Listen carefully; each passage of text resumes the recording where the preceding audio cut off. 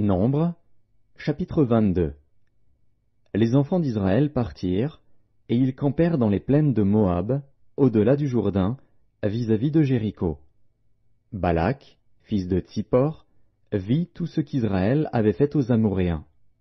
Et Moab fut très effrayé en face d'un peuple aussi nombreux, il fut saisi de terreur en face des enfants d'Israël. Moab dit aux anciens de Madian: Cette multitude va dévorer tout ce qui nous entoure, comme le bœuf broute la verdure des champs.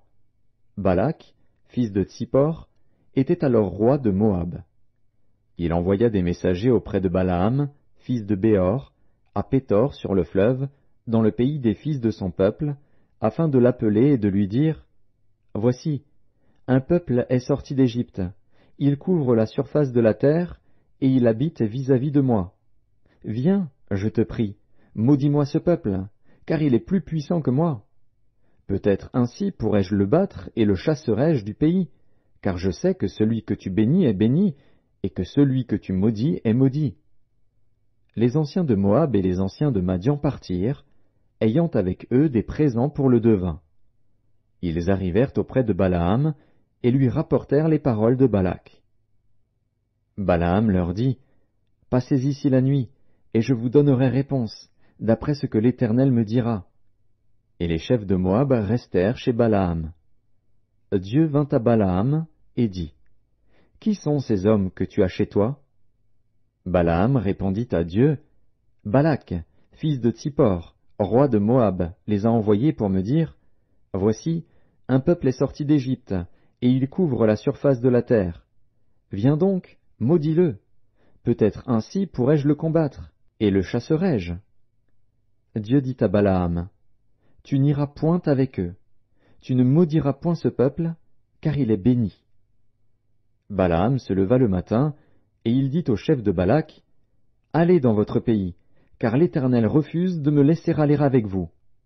Et les princes de Moab se levèrent, retournèrent auprès de Balak, et dirent: Balaam a refusé de venir avec nous.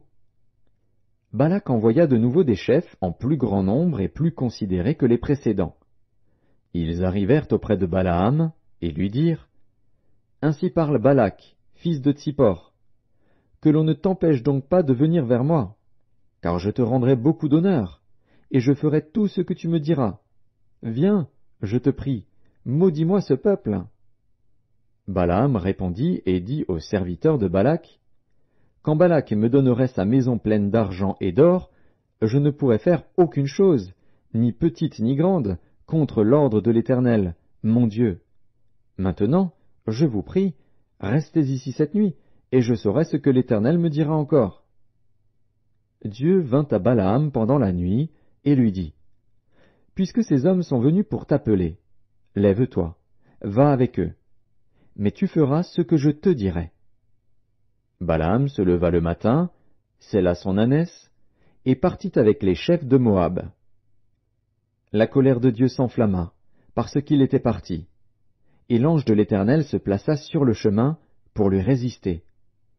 Balaam était monté sur son ânesse, et ses deux serviteurs étaient avec lui. L'ânesse vit l'ange de l'Éternel qui se tenait sur le chemin, son épée nue dans la main. Elle se détourna du chemin et alla dans les champs. Balaam frappa l'ânesse pour la ramener dans le chemin. L'ange de l'Éternel se plaça dans un sentier entre les vignes. Il y avait un mur de chaque côté.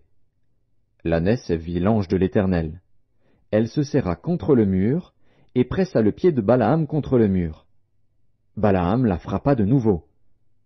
L'ange de l'Éternel passa plus loin et se plaça dans un lieu où il n'y avait point d'espace pour se détourner à droite ou à gauche.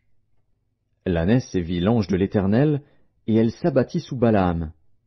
La colère de Balaam s'enflamma, et il frappa l'ânesse avec un bâton. L'Éternel ouvrit la bouche de l'ânesse, et elle dit à Balaam: Que t'ai-je fait, pour que tu m'aies frappé déjà 3 fois? Balaam répondit à l'ânesse: C'est parce que tu t'es moqué de moi. Si j'avais une épée dans la main, je te tuerais à l'instant. L'ânesse dit à Balaam: Ne suis-je pas ton ânesse, que tu as de tout temps monté jusqu'à ce jour? Ai-je l'habitude de te faire ainsi? Et il répondit: Non. l'Éternel ouvrit les yeux de Balaam, et Balaam vit l'ange de l'Éternel qui se tenait sur le chemin, son épée nue dans la main. Et il s'inclina, et se prosterna sur son visage. L'ange de l'Éternel lui dit, « Pourquoi as-tu frappé ton ânesse déjà 3 fois? Voici, je suis sorti pour te résister, car c'est un chemin de perdition qui est devant moi. L'ânesse m'a vu, et elle s'est détournée devant moi déjà 3 fois. Si elle ne fût pas détournée de moi, je t'aurais même tué, et je lui aurais laissé la vie. » Balaam dit à l'ange de l'Éternel, « J'ai péché, car je ne savais pas que tu te fusses placé au-devant de moi sur le chemin. Et maintenant, si tu me désapprouves, je m'en retournerai. » L'ange de l'Éternel dit à Balaam, « Va avec ces hommes, mais tu ne feras que répéter les paroles que je te dirai. » Et Balaam alla avec les chefs de Balak.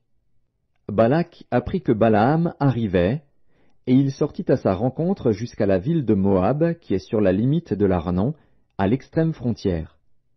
Balak dit à Balaam, « N'ai-je pas envoyé auprès de toi pour t'appeler? Pourquoi n'es-tu pas venu vers moi? Ne puis-je donc pas te traiter avec honneur? » Balaam dit à Balak, « Voici, je suis venu vers toi. Maintenant, me sera-t-il permis de dire quoi que ce soit? Je dirai les paroles que Dieu mettra dans ma bouche. » Balaam alla avec Balak, et ils arrivèrent à Kirjath-Uzzot. Balak sacrifia des bœufs et des brebis, et il en envoya à Balaam et aux chefs qui étaient avec lui. Le matin, Balak prit Balaam et le fit monter à Bamoth-Baal, d'où Balaam vit une partie du peuple.